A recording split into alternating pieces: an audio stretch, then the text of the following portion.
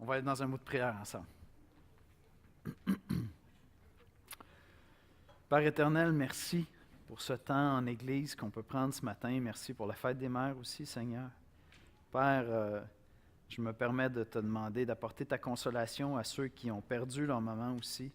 Je pense à quelques décès qui ont eu lieu dans les dernières semaines. Et on te prie, Seigneur, de consoler, d'aider chacun à se souvenir des bénédictions reçues à travers nos mères. Père, on te demande de bénir ce temps dans ta parole ce matin. Viens nous faire grandir. Seigneur Jésus, cette lettre aux Hébreux, l'épître aux Hébreux, t'exalte. Exalte ton saint nom. À part l'Apocalypse, je pense que c'est la lettre qui t'élève le plus, Seigneur. Je te prie de nous aider à grandir comme adorateurs, à trouver notre plaisir, à nous approcher de toi, à trouver notre bonheur à te servir, Seigneur. Merci pour ton sacrifice. C'est en Jésus-Christ qu'on te prie. Amen. Amen. Alors, on est dans le cours en esprit et en vérité, à la leçon 8. On va couvrir ensemble ce matin la lettre aux Hébreux et l'adoration de Jésus. On a des notes de cours quelque part. Peut-être sur la table là-bas, autrement, elles seraient en haut sur le bureau de réception. Je ne peux pas vous dire, je n'ai pas vérifié. Normalement, il y a quelqu'un qui les apporte. Alors, si elles ne sont pas là, elles sont en haut. Et la semaine prochaine, on a une pause parce que c'est une longue fin de semaine. On est en train de regarder un peu la cédule là, pour les prochaines années. C'est comme s'il y a peut-être un petit peu trop de pauses dans nos cédules, là, puis ça rend un peu compliqué juste même d'avoir un suivi dans nos cours. Là. Donc, on va essayer d'améliorer ça pour l'année prochaine, trouver des solutions. Mais je vous mentionne quand même, la semaine prochaine, il y a une pause. On se retrouve la semaine d'après. Il nous reste quelques leçons. On va rentrer dans l'Apocalypse. Ensuite, on va tirer des conclusions ensemble, d'accord, sur l'adoration. La lettre aux Hébreux et l'adoration de Jésus. Leçon 8. Comme je le mentionnais dans la prière, la lettre aux Hébreux est peut-être même plus encore que l'Apocalypse, est le livre dans la Bible qui exalte Jésus-Christ comme aucun autre. Parce que c'est, comme le dit l'auteur du livre sur lequel se base le cours, c'est probablement la lettre où on a l'exposé le plus complet de l'adoration dans le Nouveau Testament. Et puis Christ en est la figure principale. Oui, merci ceux qui veulent les notes de cours. Merci David, c'est très gentil. Juste levez la main, on va vous apporter ça. Dans Hébreux 1, les versets 1 à 3, voici ce qu'on lit. « Après avoir autrefois, à plusieurs reprises et de plusieurs manières, parlé à nos pères par les prophètes, Dieu, dans ces derniers temps, nous a parlé par le Fils, qu'il a établi héritier de toutes choses, par lequel il a aussi créé le monde, et qui, étant le reflet de sa gloire et l'empreinte de sa personne, et soutenant toutes choses par sa parole puissante, a fait la purification des péchés et s'est assis à la droite de la majesté divine dans les lieux très hauts. Je ne sais pas si on a un micro qui peut circuler. Si on n'en a pas, je vais répéter vos réponses, mais vous pouvez regarder dans vos notes ou vous pouvez regarder dans vos Bibles. J'aimerais ça que vous me disiez, juste dans les versets, les versets 1 à 3, ceux que je viens de lire, quels sont les thèmes qui ressortent ici, qui sont centrales à l'adoration dans ce qu'on a vu jusqu'à présent, que ce soit dans l'Ancien Testament ou dans le Nouveau Testament. Je veux dire, on pourrait faire tout le cours sur ces 3 versets-là, puis parler de Christ puis de l'adoration. Si vous regardez ces 3 premiers versets, quels sont les thèmes qui ressortent, qu'on a vus jusqu'à présent sur l'adoration dans l'Ancien Testament et dans le Nouveau Testament? Quelqu'un qui peut m'en sortir un? Oui, Camille. Le thème de la parole, le parler par le Fils. Alors, la révélation. Okay, si je le remets dans le langage qu'on utilisait, on a dit dans l'Ancien Testament qu'une particularité de l'adoration dans l'Ancien Testament, c'est qu'on est appelé à adorer un Dieu qui s'est révélé, qui s'est fait connaître à nous. Les Juifs, puis les chrétiens maintenant, on n'adore pas par intuition. Il y a plein de gens aujourd'hui qui ont une relation intuitive avec leur Dieu. Bon, dans notre langage à nous, on dirait peut-être plutôt avec leur Dieu imaginaire. D'accord? Puis les Écritures nous disent, oui, qu'avec une certaine place, une certaine intuition pour connaître Dieu dans Romains 1. À travers la nature, on peut connaître certaines choses de Dieu. Mais dans l'Ancien Testament comme dans le Nouveau Testament, les Juifs, les chrétiens adorent le Dieu qui s'est révélé. Puis ce thème-là est très présent ici. Après avoir parlé autrefois par les prophètes, Dieu a parlé maintenant par le Fils. Donc Dieu s'est fait connaître. Et puis il va plus loin que ça même parce que ce Dieu-là s'est fait connaître par le Fils, non seulement par ce que le Seigneur nous a enseigné ou ce que le Fils nous a enseigné, mais il nous dit qu'il est le reflet de sa gloire et l'empreinte de sa personne. Donc quand je connais le Fils, je connais Dieu le Père. C'est le Dieu qui se révèle, ça. Il y a d'autres thèmes qui sont là, qu'on a déjà vus. Est-ce que vous voyez d'autres thèmes dans les 3 premiers versets qu'on a vus sur l'adoration jusqu'à présent dans le cours?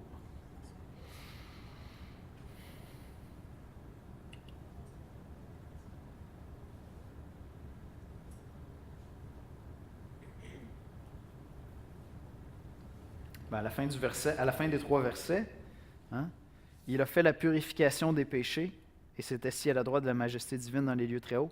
La purification des péchés, dans l'Ancien Testament, on a dit quoi? On a dit, les Juifs adoraient le Dieu qui s'est révélé à eux. Les Juifs adoraient le Dieu qui les a rachetés. D'accord? Donc, c'est Dieu qui a créé son peuple. Je vais le dire comme ça, c'est Dieu qui crée son peuple d'adorateurs. D'accord? Et donc, cette purification-là, ce rachat-là est présent ici encore. D'accord? Donc, c'est Christ qui nous révèle le Père, c'est Christ qui nous purifie de nos péchés, ce qui va nous rendre aptes à devenir des adorateurs. C'est ça qui va être développé dans la lettre, qui va revenir à plusieurs reprises. Et puis, évidemment, on a Christ qui est tout simplement l'objet de l'adoration dans ce passage-là. Puisqu'il s'est assis à la droite de la majesté divine, c'est par lui que toutes choses ont été créées, le monde a été créé, il soutient le monde par sa parole puissante. Donc c'est vraiment Dieu qui est au centre, puis ce Dieu-là se révèle dans la personne de Dieu le Fils. D'accord? Alors la lettre aux Hébreux est, de tous les livres du Nouveau Testament, le livre qui est le plus complet sur l'adoration, et c'est celui qui nous aide le mieux à comprendre qu'en Jésus-Christ, tout ce qui était lié à l'adoration dans l'Ancien Testament est accompli dans la personne de Christ. C'est vraiment la lettre pour comprendre ça. Je dirais c'est la lettre la plus complémentaire avec l'Ancien Testament, avec tout ce qu'il y a autour du temple. D'accord? Et donc, c'est précieux pour comprendre l'adoration, pour comprendre comment Dieu veut que nous l'adorions. Ce qui nous est dit dans cette lettre-là, c'est que Christ est le médiateur d'une nouvelle alliance. Si vous vous rappelez, on avait 4 thèmes, si je ne me trompe pas. La révélation, la rédemption ou le rachat, l'alliance, et puis ensuite de ça, le service. C'était les 4 thèmes qu'on avait identifiés pour résumer l'adoration dans l'Ancien Testament. Dieu se révèle, Dieu rachète son peuple, Dieu entre dans une alliance avec son peuple, et le peuple entre au service de Dieu. C'est comme ça qu'il va l'adorer.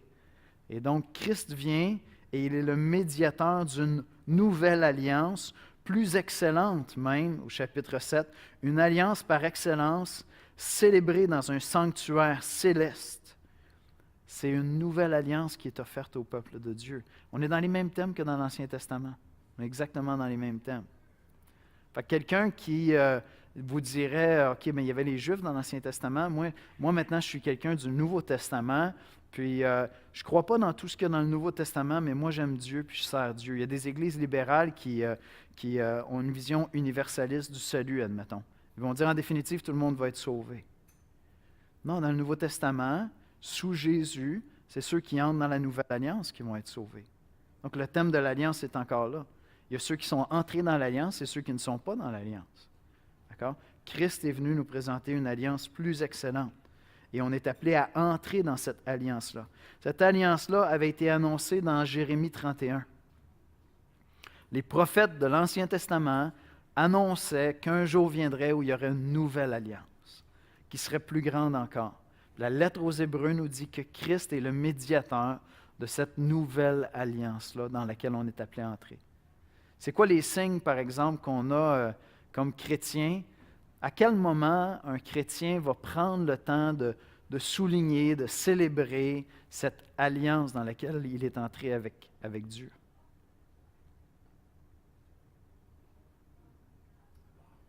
Pardon?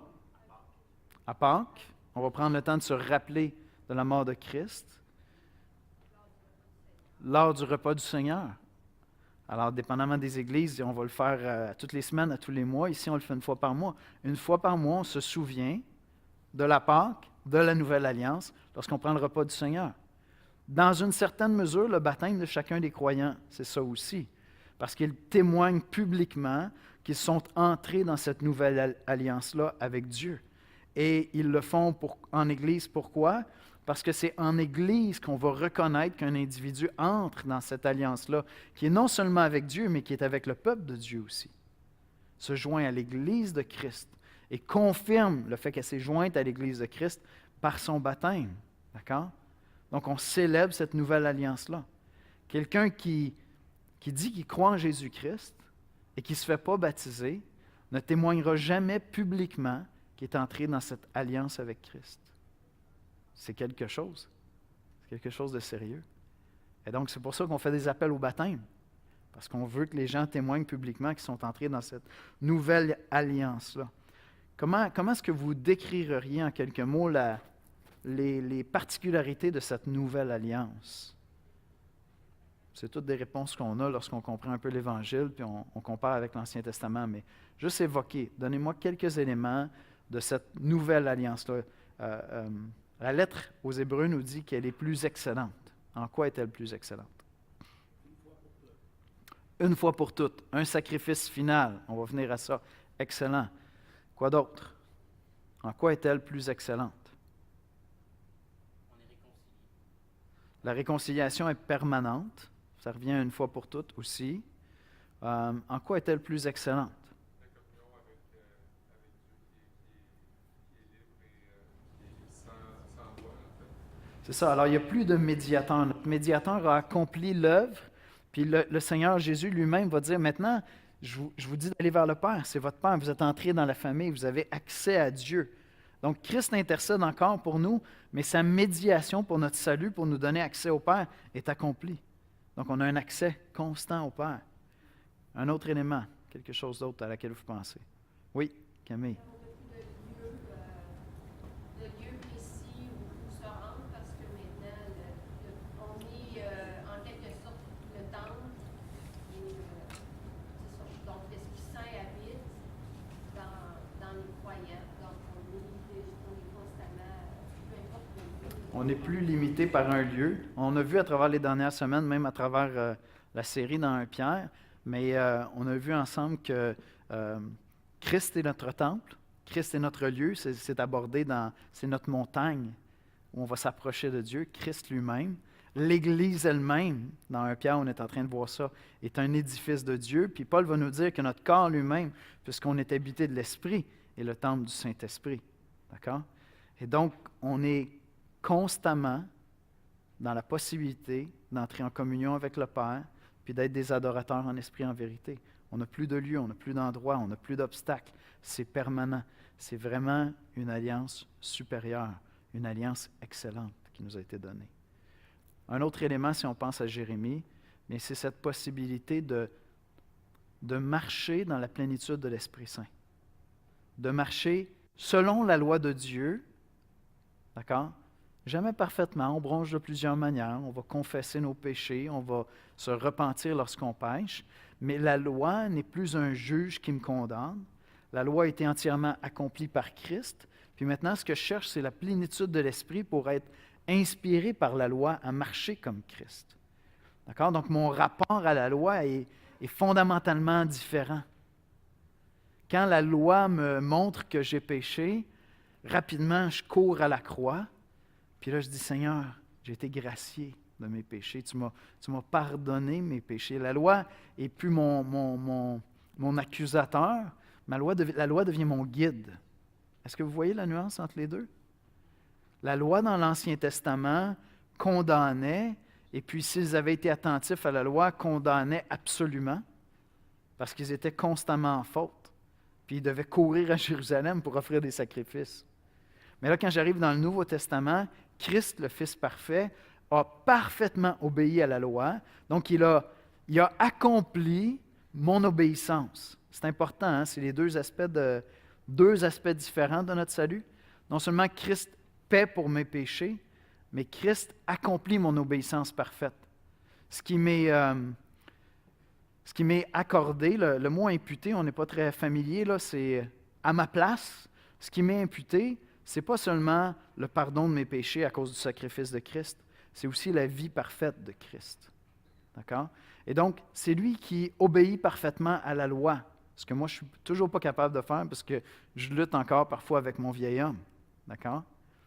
Mais donc, qu'est-ce qui se passe? Mon rapport à la loi a changé parce que la loi ne me condamne plus. J'ai déjà été pardonné en Jésus-Christ. Il a déjà obéi parfaitement. La loi devient maintenant un guide pour moi. Chaque fois que je me rends compte que je n'ai pas été guidé, je ne me suis pas laissé guider par l'Esprit à faire ce que la loi commande, je vais me repentir de ça, mais je sais que Christ, que Dieu m'a pardonné en Christ. Je suis caché en lui. Donc la loi, mon rapport à la loi n'est plus un rapport de condamnation. C'est un rapport de sagesse, c'est un rapport de conseil. La loi m'est utile. Donc les puritains disaient, la loi devient maintenant notre guide. Elle est là pour m'instruire à devenir comme Christ. Christ, sans la loi, obéit parfaitement à la loi. Il n'avait pas besoin de la loi pour le guider. Il est lui-même Dieu le Fils. Mais comment est-ce que je vais avoir le caractère de Christ? Comment est-ce que je vais grandir à la ressemblance de Jésus-Christ? C'est en étudiant la loi. J'étudie la loi, ça devient un guide, ça me donne du discernement. L'Esprit Saint en moi m'aide à comprendre. Puis l'Esprit Saint me donne la force pour obéir, pour ressembler à Christ. Imparfaitement, je pêche souvent, trop souvent, mais la loi n'est plus là pour me condamner. Elle est là pour me montrer que j'ai manqué, je vais me repentir. Je vais dire, Seigneur, j'ai besoin de ta grâce. Je pense que je vous ai partagé, ou je ne me souviens pas si c'est pendant la prédication ou pendant le cours, mais depuis un certain temps, presque tous les matins dans la semaine, je fais une prière. Puis je dis, Père, je te demande aujourd'hui de me remplir de ton Esprit Saint, comme ton Fils était rempli de ton Esprit, afin que, comme tu t'es glorifié par ton Fils avec une manifestation de puissance dans sa vie, je te demande, Seigneur, de te glorifier dans ma vie avec une même manifestation de puissance. Je vous ai partagé ça dernièrement. Et je fais cette prière-là presque tous les matins de la semaine. Presque tous les matins de la semaine. Parce que je refuse de me voir premièrement comme un pécheur. C'est plus ça mon identité première. Mon identité première, c'est que je suis un pécheur gracié. Vous comprenez? Avant, j'étais un pécheur. Puis Dieu m'a convaincu que j'étais un pécheur. C'est ça qui m'a conduit à la croix. Maintenant, si la première chose que je pense de moi, c'est que je suis un pécheur, le problème, c'est que je me scie les deux jambes. Parce que je renonce à, par ignorance souvent, là, mais je renonce à me voir comme Dieu m'appelle. Dieu m'appelle un saint. Donc, je suis un saint. Moi, j'ai souvent conscience de mon imperfection. D'accord? Mais si je comprends bien l'Évangile, si je vis bien l'Évangile, mon imperfection ne va pas m'abattre. Elle va me conduire à la repentance. Parce que je sais que je suis déjà pardonné en Jésus-Christ. Est-ce que vous avez des questions sur ça? Parce que c'est comme si je fais un résumé de l'implication de la Nouvelle Alliance. Est-ce que vous avez des questions ou peut-être vous dites, je ne suis pas tout à fait à l'aise comment tu le formules. J'aimerais ça qu'on puisse le discuter si c'est le cas pour qu'on puisse le clarifier. Est-ce que c'est clair lorsque je l'explique? Oui. Et donc, c'est possible que votre vie chrétienne vous apparaisse très, très lourde parce que vos yeux sont fixés sur vos imperfections au lieu d'être fixés sur Christ. Puis c'est correct de voir mes imperfections parce que si je ne les vois pas, je pourrais me faire croire à moi-même que tout va bien, puis peut-être que j'ai attristé l'Esprit Saint. Tu sais. Fait que c'est correct que je vois mes imperfections. Mais tout au long de ma journée, ce que je veux contempler, ce n'est pas mes imperfections. Quand je fais ça, c'est comme si j'enlève quelque chose à l'œuvre de Christ. Je ne vois pas l'œuvre de Christ dans toute sa beauté, dans toute sa grandeur. Je veux fixer mes regards sur l'œuvre de Christ. Si je les fixe sur mes imperfections, il y a des effets négatifs, je vais être démotivé, je vais me décourager, mais ce n'est pas ça la première chose. C'est que je ne rends pas tout l'honneur à Christ. C'est comme je disais, Seigneur, c'est vraiment hot ce que tu as fait, mais moi, ce qui m'obsède, ce n'est pas ce que tu as fait, c'est ce que moi, je n'arrive pas à faire. Puis à quelque part, ma faiblesse est plus importante à mes yeux que ta gloire. Comprenez? Mais je sais déjà, quand je pense à l'éternité, je sais déjà que je vais pas entrer dans la gloire parce que ma faiblesse va être disparue. Je vais entrer dans la gloire à cause de la gloire de Christ. Je vais entrer dans la présence de Dieu à cause de la gloire de l'œuvre de Christ. Fait que si votre vie chrétienne vous semble très, très lourde, une des raisons possibles, c'est que vous accordez beaucoup plus d'attention à vos faiblesses. Puis là, il y a toutes sortes de motifs qui peuvent être là. Ça peut être une mauvaise compréhension de l'Évangile, ça peut être un orgueil mal placé. Il y a toutes sortes de raisons. Hein? On peut être déçu. Dernièrement, je partageais avec un frère, je lui disais, on parlait d'une chose en particulier dans ma vie, puis on était en train de discuter de ça. Puis j'ai dit, en discutant avec toi, je suis en train de réaliser que je crois que depuis très longtemps, depuis des années, ma tristesse par rapport à cette faiblesse-là dans ma vie est plus liée au fait que je suis déçu de moi-même qu'au fait que ça attristerait l'Esprit Saint. Fait que ma tristesse, où je parle de mon péché, je vois mon péché, tu sais, ça peut sembler très, très pieux.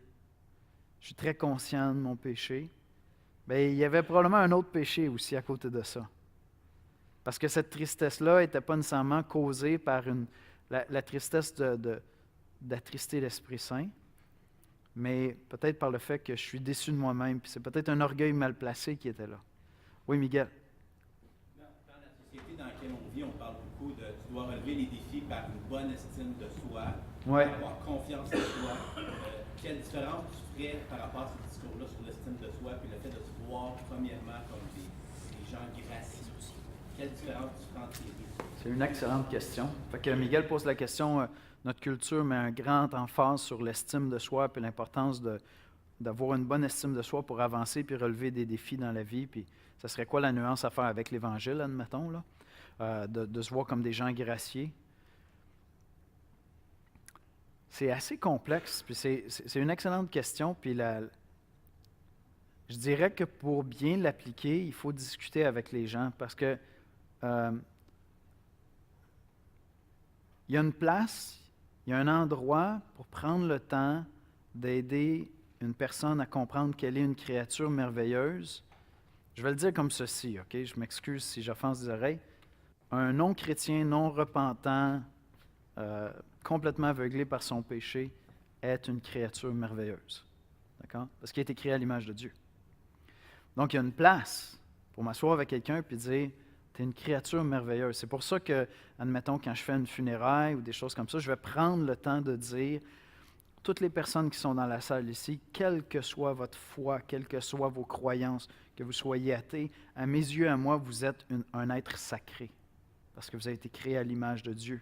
Vous portez en vous-même l'image de Dieu. Donc, il y a une place pour dire, bien, si tu ne te vois pas comme une créature merveilleuse, il y a quelque chose qu'on peut aller travailler. Tu as une mauvaise théologie juste de toi comme être humain. Mais de là à dire, puis je pense que c'est là que la Bible amène un correctif, de là à dire que ma confiance, ma confiance va venir d'une vision autonome de moi-même. OK, merci Dieu, tu m'as créé, je suis une créature merveilleuse. Maintenant, je peux avoir confiance dans mon potentiel à moi. Tu m'as créé merveilleux, tu sais, je pourrais aller jusque-là. Puis je pense qu'on entend des trucs comme ça un peu chez les chrétiens. Je suis une créature merveilleuse, donc je peux avoir confiance dans mon propre potentiel. Tu sais. Ça, je ne vois pas vraiment ça dans les Écritures en même temps. Ma confiance va toujours être en Dieu. Puis l'avantage que je vais avoir, si ma confiance est en Dieu, c'est que l'Évangile peut être au cœur de cette confiance-là. Quand je suis déçu de moi-même, Je n'ai pas à être complètement abattu de moi-même parce que je sais que mon Père m'aime. Puis que ma performance n'est pas le facteur de son amour pour moi, c'est la performance de Christ qui est le facteur de son amour pour moi.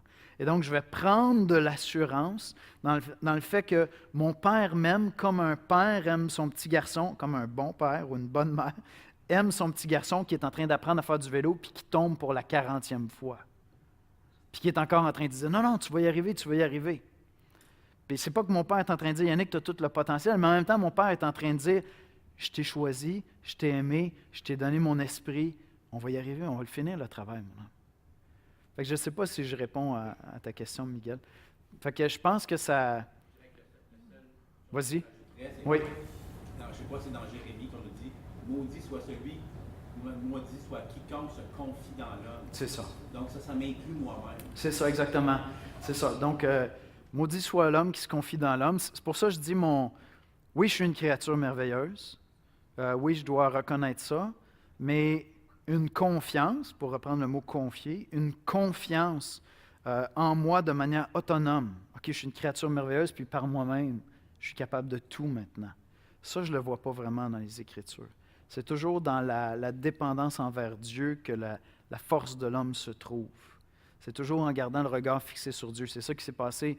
C'est la faute d'Adam et Ève. Hein?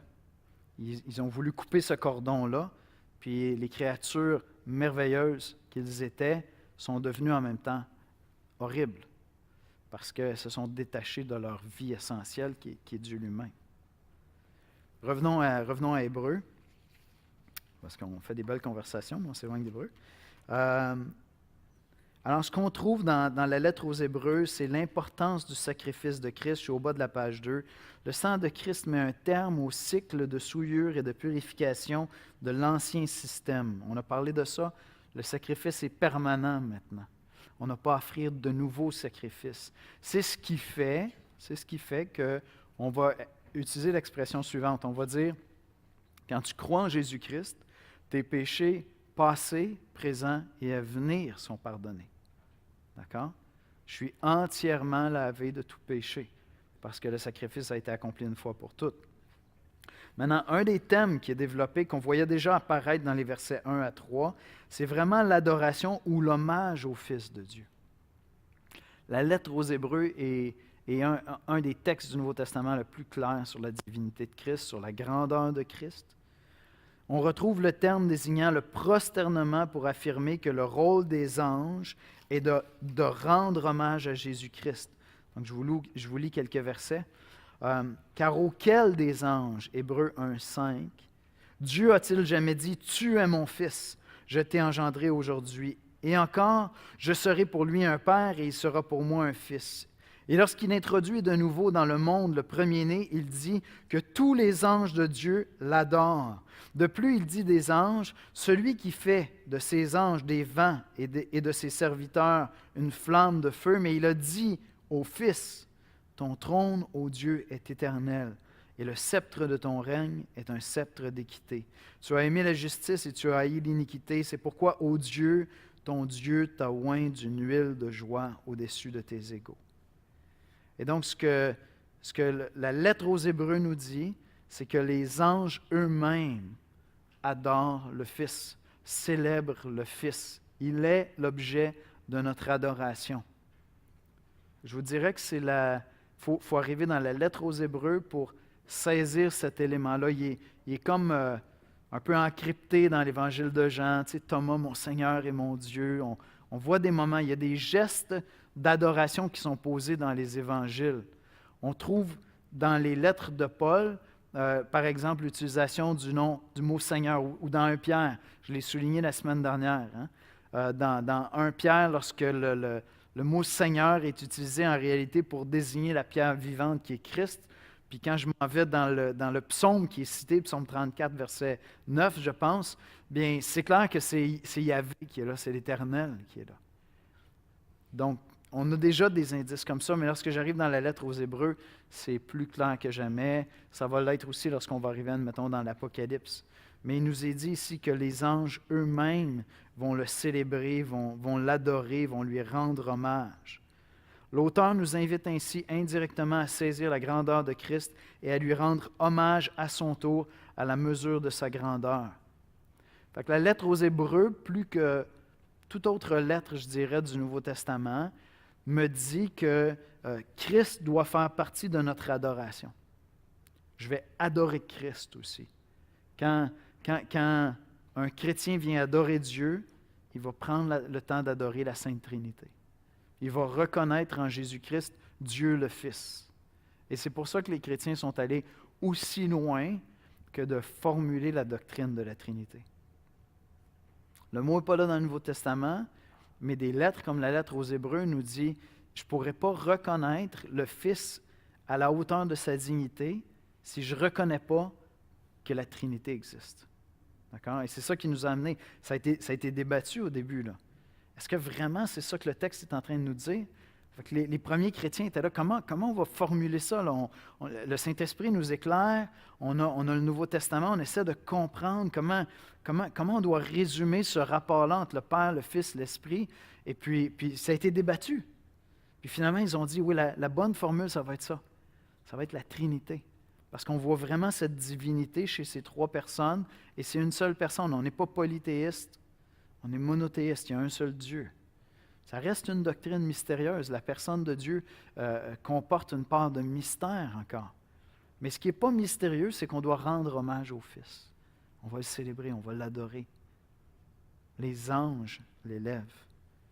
S'approcher de Dieu.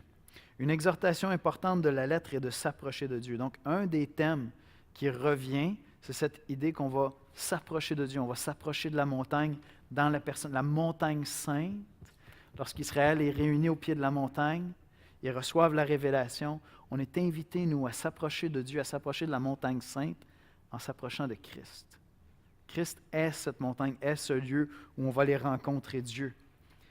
Hébreux 4, versets 14 à 16. Ainsi, puisque nous avons un grand souverain sacrificateur qui a traversé les cieux, Jésus, le Fils de Dieu, demeurons fermes dans la foi que nous professons, car nous n'avons pas un souverain sacrificateur qui ne puisse compatir à nos faiblesses. Au contraire, il a été tenté, comme nous, en toutes choses, sans commettre de péché. Approchons-nous donc avec assurance du trône de la grâce afin d'obtenir miséricorde et de trouver grâce pour être secourus dans nos besoins. Donc, on est appelé à s'approcher de Dieu, à s'approcher du trône de la grâce avec assurance. Oui? J'ai une question. Tu parlais de la Trinité, adorer Jésus-Christ, adorer le Père. Puis, tu sais, je me rends compte que on voit, pour le Saint-Esprit, en tout cas, je n'ai pas souvenir de voir, d'adorer le Saint-Esprit, dans la Bible. Puis, j'imagine que c'est une question de fonction. En tout cas, j'aimerais ça t'entendre là-dessus. C'est une bonne question. Oui, c'est une bonne. Donc, la question, c'est est-ce qu'on voit l'idée d'adoration de l'Esprit Saint? J'ai pas de passage précis qui. Bien, OK, la première chose que je vais dire, c'est clairement l'accent le moins grand et sur l'idée d'adorer l'Esprit Saint.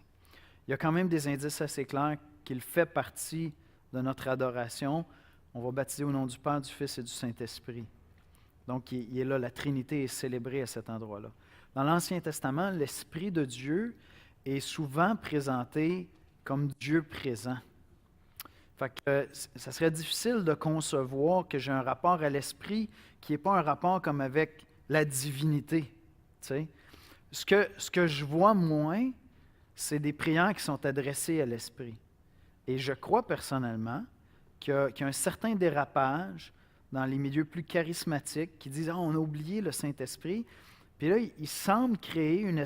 C'est pas comme s'il découvrait dans les Écritures quelque chose qu'on a mis de côté. C'est comme s'il développe un peu là, comme par un espèce de sentiment d'équité, puis un désir de pouvoir, de puissance, je pense, de l'Esprit. Ils se disent, il faut l'élever, il faut l'honorer, c'est pour ça qu'on ne le voit pas se manifester. Mais je le vois pas... c'est ça, il y a un accent beaucoup moins grand dans l'adoration, dans la prière. Je le fais, ça m'arrive de prier en m'adressant directement à l'Esprit Saint. Parce que j'ai des manifestations, particulièrement dans l'Ancien Testament, mais par exemple, dans le Nouveau Testament, il est appelé l'Esprit de Christ. Tu sais. Fait que je vais le faire.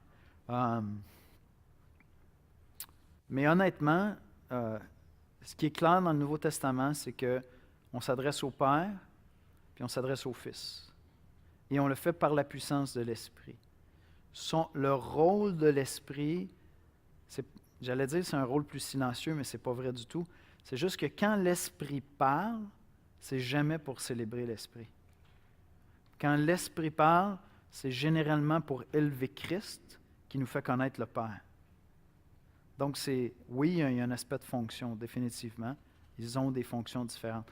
D'ailleurs, un des sujets intéressants à étudier avec ça, c'est le rapport d'humilité au sein de la Sainte Trinité. Le rôle du Père, le rôle du Fils, le rôle du Saint-Esprit, puis le rapport d'humilité entre les trois. Ils sont vraiment placés, je vais oser dire, ils sont même placés au service les uns des autres, parce que le Père exalte le Fils à une hauteur tellement grande quand tu vas dans l'Apocalypse, tu as des moments où tu as vraiment l'impression que le Fils a préséance, parce que c'est lui qui est assis sur le trône, c'est lui qui est célébré, là, et le Fils est la personne visible de la Sainte Trinité. Fait que c'est une des manières intéressantes d'étudier ça, puis je pense qu'on fait une erreur lorsqu'on veut comme développer une espèce de nouvelle théologie pour l'Esprit Saint, comme par un espèce de sentiment d'équité, puis probablement que ce n'est même pas idéal pour comprendre nos rapports à nous comme êtres humains. Parce que l'aspect relationnel au sein de la Trinité est important pour comprendre comment nous être en relation les uns avec les autres. En tout cas, ça serait mon two penny of wisdom. S'approcher de Dieu. Et puis ensuite de ça, un thème qui est développé, puis je vais compléter Hébreux dans 2 semaines. Un thème qui est développé, c'est vraiment la notion de service.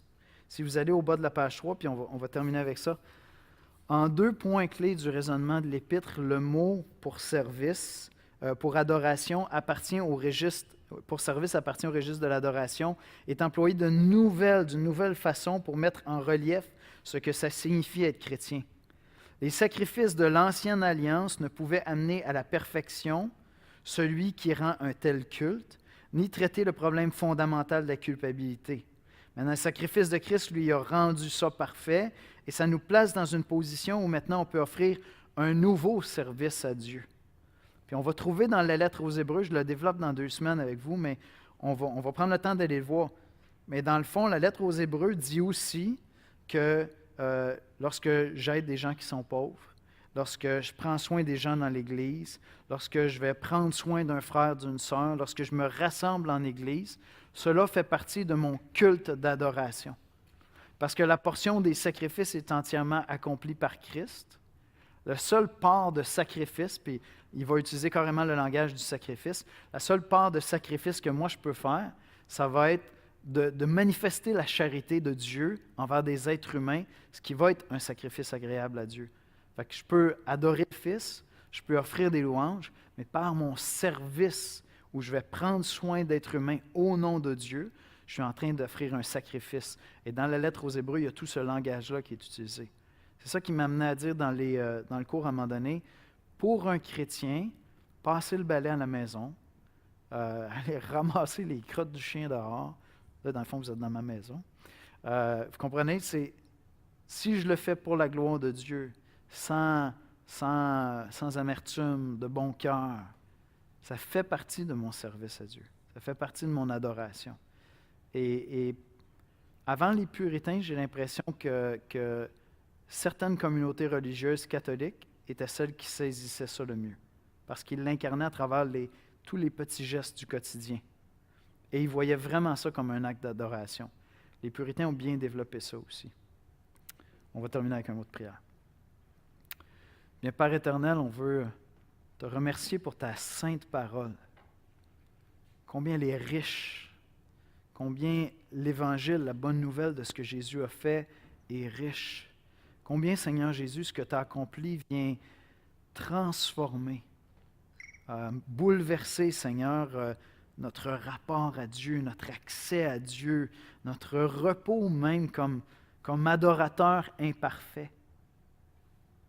Seigneur Jésus, merci de cet accès que tu nous donnes au Père, cet accès qu'on a au trône de la grâce, cette grande liberté que nous avons alors qu'on demeure souvent pécheurs, Seigneur. Seigneur Jésus, nous voulons t'adorer ce matin. On veut te célébrer. Sois béni. C'est en ton précieux nom que nous prions. Amen. Amen. Ça me fait plaisir. Si vous désirez être ajouté à la liste d'envoi pour le cours, juste envoyez un courriel au secrétariat de l'Église. Vous trouvez les notes sur le site web. Vous trouvez les pistes audio sur le site web. Merci beaucoup.